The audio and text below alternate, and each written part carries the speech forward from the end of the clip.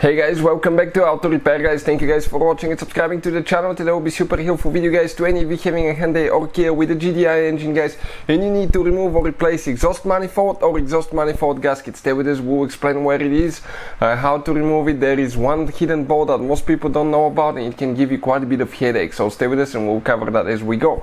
Before we start, let me tell you a little bit about us. Every single car we get at the garage, we try to make at least 200 to 300 free repair videos. Why? Simply because our mission as a shop is to save you as much money as we can. All we need guys in return, please subscribe to the channel, like the video, that way we can keep providing these free videos. Now, if you need to buy a new exhaust manifold gasket, parts 2s for a really good price and quick shipping, check out the link in the description of the video below. That's where we get them from. So this is a GDI engine that we have. That's how it's going to be practically in the vehicle guys. Everything comes with the cooling system, exhaust system. We got it out so you can see. It has been used in multiple Hyundai and Kia models as well, so you can find it on multiple cars. Now this is your exhaust system on the back side. You can see this is the exhaust manifold right here. This is the upstream oxygen sensor flex pipe, and from here you're going to have the catalytic converter. After that it has only two bolts where exhaust manifold attaches to the catalytic converter, which is actually located right here. You can see that's where the two bolts go, and this is the downstream oxygen sensor. Now, in order to remove the exhaust manifold, what you will need to do, make sure you work on cold car, let it sit overnight, everything to be cool, because it will be really hot. You need to remove 3 bolts for the thermal shield, and right here, okay, while we're removing those, you have 2 clips for the oxygen sensor wire. Make sure, okay, you spread them to get the wire out, and later when you install the wire, make sure you push them in so the wire doesn't come out, because if it does, it touches the exhaust and it burns guys. Okay. Ours burned right here because somebody didn't install it correctly. Now, the thermal shield will come out. From that point, there is one hidden bolt, okay, that actually on that vehicle it wasn't even installed last time, so we will explain where it is.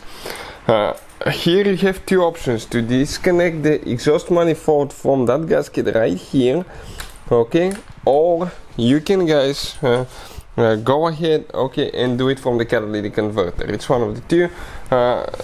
If you do it from the catalytic converter, okay, you'll need to disconnect the exhaust, actually there the exhaust band as well. So what we'll need to do now, okay, we need to disconnect the upstream oxygen sensor, so we pull it out of here, and what we have to do now, press here and disconnect it.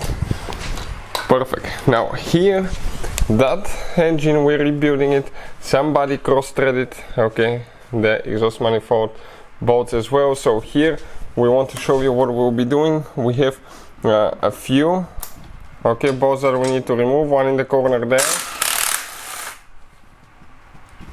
one in the top right here, it's missing 2, then we have 3 right here. Sometimes you get just the nut, sometimes will be the stud will come out, okay, right there, and here we have 3 more that we need to remove.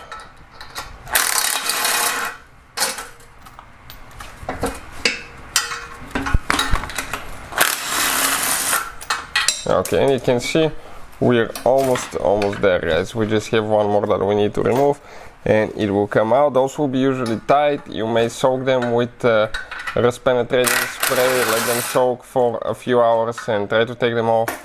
Make sure you don't break them. And now it will have 1 more bolt, okay, and let me show you where that bolt will be located. I need to come on this side. The hidden bolt will be underneath guys. This one is missing, like most of the things whoever worked on that car. Right there you will have 1 bolt on the bottom. You can see where it will attach to that metal holder, and once you remove it, okay, it will need to come out. Okay, perfect. And the gasket itself, okay, is right here. This one is a bad gasket because the bolts weren't tight, and as a result, not tight enough. As a result, it was leaking. So I want to show you where we have, okay, exhaust leak right here. You can see this is an exhaust leak here, exhaust leak on the other side, multiple exhaust leaks. So that's how you guys do it. If you want to see the torque specs, I think we'll be making the video how much you need to get them tight. Hopefully the video will be helpful. Thank you for watching and see you next time.